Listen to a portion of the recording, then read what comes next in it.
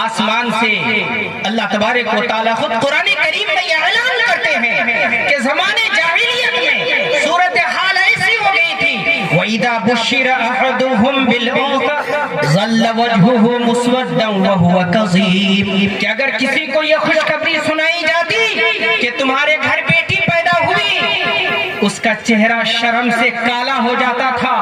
وہ سماج سے معاشرے سے چھپا چھپا پھرتا تھا کہ لوگ مجھے یہ نہ کہہ دیں کہ تو بیٹی کا باپ بن گیا۔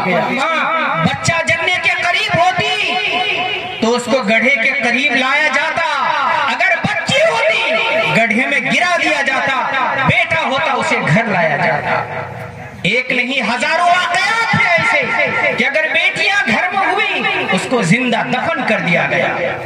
ایسے موڑ پر اللہ کے رسول آئے،